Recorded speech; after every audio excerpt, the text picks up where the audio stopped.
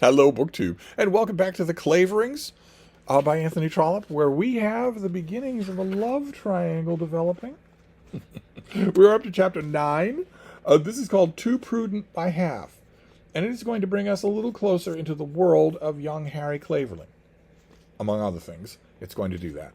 And it's also going to give us a glancing hint at a character that I think is going to end up being a favorite of quite a few of you. So let's start with Too Prudent by Half. Florence Burton thought herself the happiest girl in the world. She's the last of the Burton girls to be married to an apprentice, and that apprentice is Harry Clavering. There was nothing wanting to the perfection of her bliss. She could perceive, though she never allowed her mind to dwell upon the fact, that her lover was superior in many respects to the men whom her sisters had married. I don't see that. I think the implication that Trollope has given us is that Harry is probably more handsome than those other men. But in other ways, he was better educated, better looking, in fact more fully a gentleman at all points than either Scarnus or any of the others. She liked her sister's husbands very well, and in former days, before Harry Clavering had come to Stratton, she had never taught herself to think that she, if she married, would want anything different from that which Providence had given to them. She had never thrown up her head or even thrown up her nose and told herself that she would demand something better than that. But nonetheless, was she alive to the knowledge that something better had come her way, and that something better was now her own. She was very proud of her lover, and no doubt in some gently feminine way showed that she was so as she made her way about among her friends at Stratton. Any idea that she herself was better educated, better looking, or more clever than her elder sisters, and that therefore she was deserving of a higher order of husband, had never entered her mind. No. Flo is quite nice. She is quite nice. She might be forgiven for preening for having a handsome boyfriend, but she's not arrogant or putting on airs at all. The Burtons in London, Theodore and his wife, who knew her well and who of all the family were best able to appreciate her worth, had long been of the opinion that she deserved some specially favored lot in life. We've already heard them say they think she's the best of the bunch. The question with them would be whether Harry Clavering was good enough for her. Everybody at Stratton knew that she was engaged, and when they wished her joy, she made no coy denials. Her sisters had all been engaged in the same way, and their marriages had gone off in regular sequence to their engagements. There had never been any secret with them about their affairs. On this matter, the practice is very various among different people. There are families who think it almost indelicate to talk about marriage as a thing actually in prospect for any of their own community. An ordinary acquaintance would be considered to be impertinent in even hinting at such a thing, although the thing was an established fact. The engaged young ladies only whisper the news through the very depths of their pink notepaper, and are supposed to blush as they communicate the tidings by their pens, even in the retirement of their own rooms. But there are other families in which there is no vestige of such mystery, in which an engaged couple are spoken of together as openly as though they were already bound in some sort of public partnership. In these families, the young ladies talk openly of their lovers, and generally prefer that subject of conversation to any other. Such a family, so little mysterious, so open in their arrangements, was that of the Burtons of Stratton.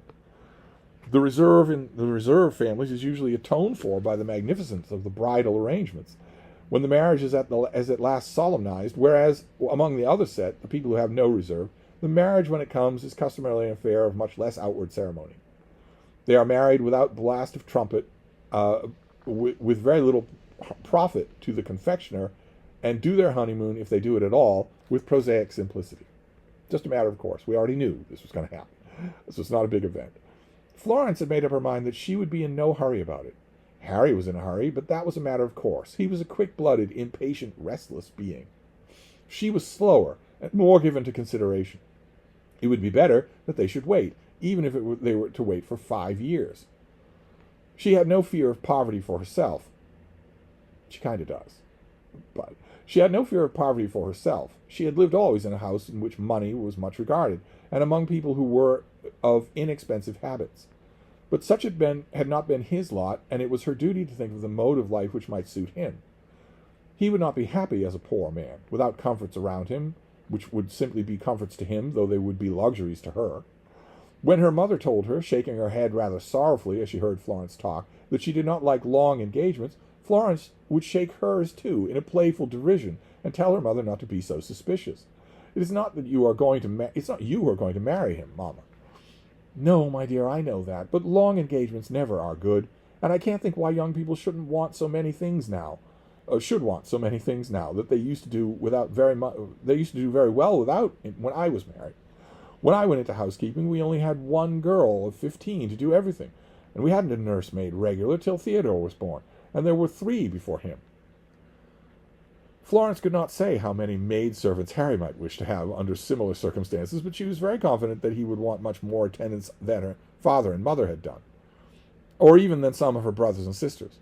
Note, interesting here, that the yardstick is the people you employ, the size of your household. Her father, when he first married, would not have objected to on returning home to find his wife in the kitchen looking after the progress of the dinner. Notice, looking after the progress of the dinner, but not doing the actual cooking.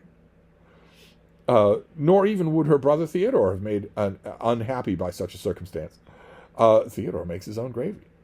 But Harry, she knew, would not like it, and therefore Harry must wait. It will do him good, Mamma, said Florence. You can't think that I mean to find fault with him, but I know he is young in his ways. He is one of those men who would not marry till they are 28 or thereabouts. She's the second woman here saying that Harry is young in his ways, that he's young for his age. Julia Barbizon said the same thing about him. You mean that he is unsteady? No, not unsteady. I don't think him a bit unsteady, but he will be happier single for a year or 2. He hasn't settled down to like his tea and toast when he is tired of his work, as a married man should do. Do you know that I am not sure that a little flirtation would not be good for him? Oh, my dear. It should be very moderate, you know. Careful what you wish for, Florence. But then suppose it wasn't moderate. I don't like to see engaged young men going on in that way. I suppose I'm very old-fashioned, but I think when a young man is engaged, you ought to remember it and show it. It ought to make him a little serious, and he shouldn't be going about like a butterfly that may do just as it pleases in the sunshine. Harry isn't flittering around, but he does have another flower in mind. During the 3 months which Harry remained in town before the Easter holidays, he wrote more than once to Florence, pressing her to name an early day for their marriage. These letters were written, I think, after certain evenings spent under favorable circumstances in Onslow Crescent, when he was full of the merits of domestic comfort and perhaps owed some of their inspiration. And perhaps, so the first part, we've seen that domestic bliss in Onslow Crescent in the last chapter. Harry might have written those letters to Florence wanting that life for himself. That is completely honest. And perhaps also owed some of their inspiration to the fact that Lady Ongar had left London without seeing him. So it's not just that he's honestly advocating for them to start their own domestic bliss. It's that he's angry at this other woman who has not even mentioned in her actual connection to Florence. He is lying effectively by omission to both of them, both Lady Ongar and Florence. He had called repeatedly at Bolton Street, having been specially pressed to do so by Lady Ongar, but he had only once found her at home, and then a third person had been present. This third person had been a lady who was not introduced to him, and he had learned from her speech that she was a foreigner. Who is this person? Don't you worry, you'll find out. On that occasion, Lady Ongar had made herself gracious and pleasant, but nothing had passed which interested him, and most unreasonably he had felt himself to be provoked. When next he went to Bolton Street, he found that Lady Ongar had left London. She had gone down to Ongar Park, and as far as the woman at the house knew, intended to remain there till Easter. Harry had some undefined idea that she should not have taken such a step without telling him. Had not she declared him to be her only friend? When a friend is going out of town, leaving an only friend behind, that friend ought to tell her only friend that she was going to do. Otherwise, such a declaration of only friendship means nothing. Such was Harry Clavering's reasoning, and having so reasoned, he declared to himself that it did mean nothing, and was very pressing to Florence. Almost a note of panic. Why can't we just get married right away? He had been with Cecilia, he told her. He had learned to call Mrs. Burton Cecilia in his letters, and she quite agreed with him that their income would be enough. He was to have $200 a year from his father, having brought himself to abandon that high-toned resolve which he had made some time since, that he would never draw upon any part of his income from his parental coffers. So his father is going to give him money, $200 a year. His father had again offered it, and he had accepted it. Old Mr. Burton was to add $100, and Harry was of the opinion that they could do very well. Cecilia thought the same, he said, and therefore Florence should not refuse. But Florence received, direct from Onslow Crescent, Cecilia's own version of her thoughts, and did refuse. It may be surmised that she would have refused even without assistance from Cecilia, for she was a young lady not of a fickle or changing disposition. So she wrote to Harry with much care, and her letter had some influence on the story to be told, so the reader will have it, if he pleases, in full. And here's that whole letter. It's a whole page. Trollope likes to write letters. He likes to include them in his novels. This is a whole page from Florence. Dear Harry, this is written from Stratton in March of 1860-something. So the story is 20 years before Mr. Scarborough's family that we read last time. And here's the whole of the letter. I received your letter this morning and answer it at once, because I know you will be impatient for an answer. You are impatient about things, are you not? But it was kind, sweet, dear, generous letter, and I need not tell you now that I love the writer of it with all my heart. I am so glad you like Cecilia. I think she is the perfection of a woman. And Theodore is every bit as good as Cecilia, though I know you don't think so, because you don't say so. I am always happy when I am in Onslow Crescent. I should be there this spring, only that a certain person, who chooses to think his claims on me are stronger than those of any other person, wishes me to go elsewhere. Mamma wishes me to go to London, also for a week, but I don't want to be away from the old house too much before the final parting comes at last. And now about that final parting, for I may as well rush into it all at once. I need hardly tell you that no care for father or mother shall make me put off my marriage. Of course I owe everything to you now, and as they approve it, I have no right to think of them in opposition to you. And you must not suppose that they ask me to stay. On the contrary, Mamma is always telling me that early marriages are best. She has sent all the birds out of the nest but one, and is impatient to see that one fly away, that she may be sure there will be no lame one in the brood. You must not therefore think it is Mamma, nor is it Papa as regards himself, though Papa agrees with me in thinking that we ought to wait a little. Dear Harry, you must not be angry, but I am sure we ought to wait. We are both of us young, and why should we be in a hurry? I know what you will say, and of course I love you the more because you love me so well, but I fancy that I can be quite happy if I can see you two or three times a year and hear from you constantly. It is so good of you to write such nice letters. The longer they are, the better I like them. Whatever you put in them, I like them to be full. I know I can't write nice letters myself, but it makes me unhappy, and that makes me unhappy. Unless I've got something special to say, I am dumb. But now I have something special to say. In spite of all that you tell me about Cecilia, I do not think it would do for us to venture upon marrying yet. I know that you are willing to sacrifice everything, but I ought not on that account to accept such a sacrifice. I could not bear to see you poor and uncomfortable, and we should be very poor in London nowadays with such an income as we would have. If we were to go to live here at Stratton, perhaps we might manage. But I feel sure that it would be imprudent in London. They just don't have enough money for the prices in London. You ought not to be angry with me for saying this, for I am quite anxious to be with you as you can possibly be with me. Only I can bear to look forward and have a pleasure in feeling that all my happiness is to come. I know I am right in this. Do write me one little line to say that you are not angry with your little girl. I shall be quite ready for you by the 29th. I got such a dear little note from Fanny the other day. She says that you never write to them, but she supposes that I have advantage of all your energy in that way. I have told her that I do get a good deal. My brother writes to me very seldom, I know, and I get 20 letters from Cecilia for one scrap that Theodore sends me. Perhaps some of these days I shall be the chief correspondent with the rectory. Fanny told me all about the dresses, and I have my own quite ready. I've been bridesmaid of 4 of my own sisters, so I ought to know what I'm about. I'll never be bridesmaid to anybody again after Fanny, but who on earth shall I have for myself? I think we must wait till Sissy and Sophie are ready.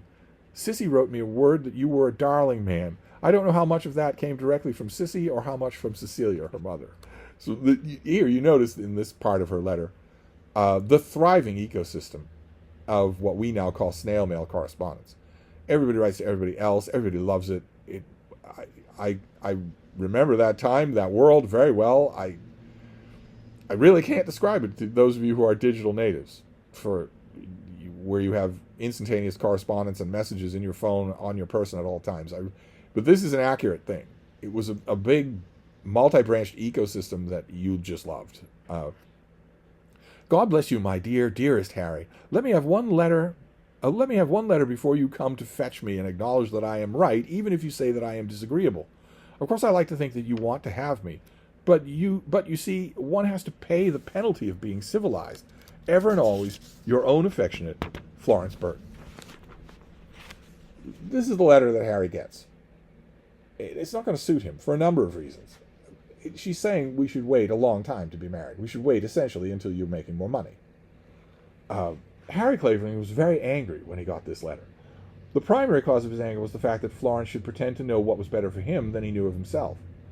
If he was willing to encounter life in London on less than 400 a year, surely she might be contented to try the same experiment. He did not for a moment suspect that she feared for herself, but he was indignant with her because of her fear for him. What right had she to accuse him of wanting to be comfortable? Maybe she's seen it. It's pretty obvious. Had he not, for her sake, consented to be very uncomfortable at that old house in Stratton? Was he not willing to give up his own fellowship and the society of Lady Ongar and everything else for her sake? Had he not shown himself to be such a lover as there was not one in 100? And yet she wrote and told him that it wouldn't do for him to be poor and uncomfortable. After all that he had done in the world, after all that he had gone through, it would be odd if at this time of day he did not know what was good for himself.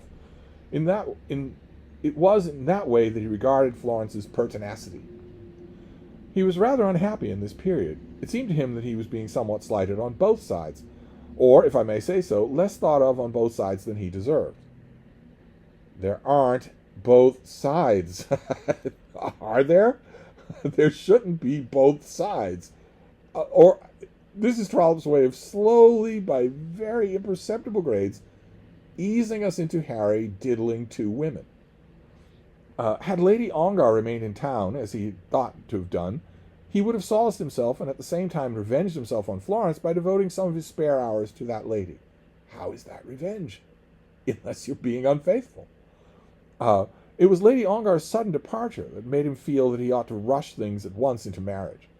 Now he had no consolation except that of complaining to Mrs. Burton and going frequently to the theatre. To Mrs. Burton he did complain a great deal, pulling her worsteds and threads about the while, sitting in idleness while she was working, just as Theodore Burton had predicted that he would do. He likes to go over to her house, Onslow Crescent, and just complain. I won't have you so idle, Harry, Mrs. Burton said to him one day. You know you ought to be at your office now. It must be admitted on behalf of Harry Clavering that they who liked him, especially women, were able to become intimate with him very easily. He was comfortable, homely ways about him, and did not habitually give himself airs. He had become quite domesticated at the Burtons' house during the 10 weeks that he had been in London, and knew his way to Onslow Crescent almost too well. It may perhaps be surmised correctly that he would not have gone there so frequently if Mrs. Theodore Burton had been an ugly woman. Well, Trollope may like this guy, but he sees him pretty clear, and he wants us to see him clear. It's all her fault, he said, continuing to snip a piece of worsted with a pair of scissors as he spoke. She's too prudent by half. Poor Florence. You can't but know that I should work 3 times as much if she had given me a different answer. It stands to reason any man would work under such circumstances as that. Not that I'm idle, I believe. I do as much as any other man about the place. He's not in the office right now. What he's saying is that if Florence would agree to be his wife right away, he'd have an incentive to work harder. I won't have my worsted destroyed all the same, she said. Theodore says that Florence is right. Oh, of course he does. Of course he says I'm wrong. I won't ask her again, that's all. Oh, Harry, don't say that. You know you'll ask her. You would tomorrow if she were here. You don't know me, Cecilia, or you would not say so. When I have made up my mind to a thing, I am generally firm about it. She said something about 2 years. I will not say a word to alter that decision. If it be altered, it shall be altered by her. In the meantime, he punished Florence by sending her no special answer to her letter. He wrote to her as usual, but he made no reference to her last proposal, nor her refusal. She had asked him to tell her that he was not angry, but he would tell her nothing of the kind. He told her when and where and how he would meet her and convey her to Stratton, from Stratton to Clavering, gave her some account of a play he had seen, described a little dinner party at Onslow Crescent, and told her a funny story about Mr. Wallaker at the offices at the Adelphi. No mention of his visits to Bolton Street. But he said no word, even in rebuke, as to her decision about their marriage. He intended that this should be felt to be severe, and took pleasure in the pain that he would be given. Florence, when she received her letter, knew that he was sore, and understood thoroughly the workings of his mind. "I will comfort him when we are together," she said to herself. "I will make him reasonable when I see him." It was not the way in which he expected that his anger would be received. One day, on his return home, he found a card on his table which surprised him very much. It contained a name but no address, but over the name there was a pencil memorandum stating that the owner of the card would call again on his return to London after Easter. This was the way things were done. Those of you who are new to Victorian fiction, you don't call, there are no phones. You don't usually write a letter because it's impertinent to have contact with someone before you officially know them. So you leave your card. You leave your calling card. The name on the card was that of Count Pateroff. He remembered the name, Harry remembered the name well as soon as he saw it, though he had never thought of it since the solitary occasion on which it had been mentioned to him. Count Pateroff was the man who had been Lord Ongar's friend, and respecting whom Lord Ongar had brought a false charge against his wife. Why should Count Pateroff call on him? Why was he in England? Whence had he learned the address in Bloomsbury Square? How does he know where Harry lives? To leave the note. To that last question he had no difficulty in finding an answer. Of course, he must have heard it from Lady Ongar. Count Pateroff had now left London. Had he gone to Ongar Park? Harry Clavering's mind was instantly filled with suspicion, and he became jealous in spite of Florence Burton. Could it be that Lady Ongar, not yet 4 months a widow, was receiving at her house in the country this man with whose name her own had been so fatally joined? The rumor is about, ably abetted by the late Lord Ongar, that Julia had an affair with this man, even though it isn't true. If so, what could he think of such behavior? He was very angry. He knew that he was angry, but he did not at all know that he was jealous. Was he not, by her own declaration to him, her only friend? And as such, could he entertain such a suspicion without anger? Her friend, he said to himself. Not if she has any dealings whatever with that man after what she's told me of him. He remembered at last that perhaps the Count might not be at Ongar Park, but he must at any rate have had some dealings with Lady Ongar, or he would not have known the address in Bloomsbury Square.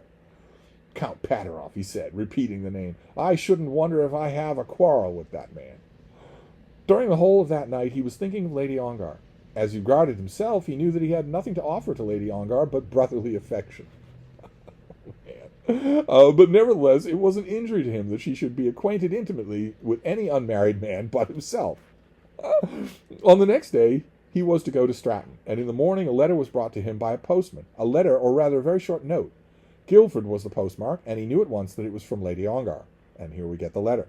My dear Mr. Clavering, I was so sorry to leave London without seeing you. I shall be back by the end of April, and am keeping the same rooms. Come to me, if you can, on the evening of the 30th, after dinner. He at last bade Hermy to write and ask me to go to Clavering for the Easter week. Such a note. I'll show it to you when we meet. Of course I declined. The he here is Hugh Clavering, who has said, there's a scandal attached to your name.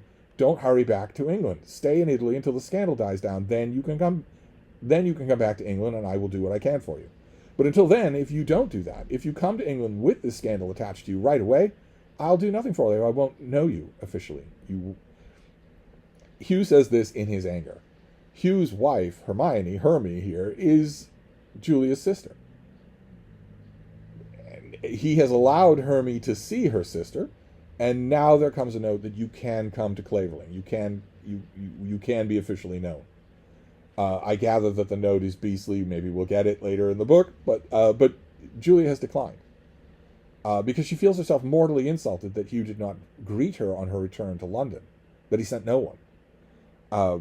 Harry had to go on his own. Harry said that for all that she was intimate with him on the train platform, it might have been the Clavering butler. But the key thing is that Hugh didn't send the Clavering butler. He didn't send anybody. The note goes on here. But I write on purpose to tell you that I have begged Count Pateroff to see you.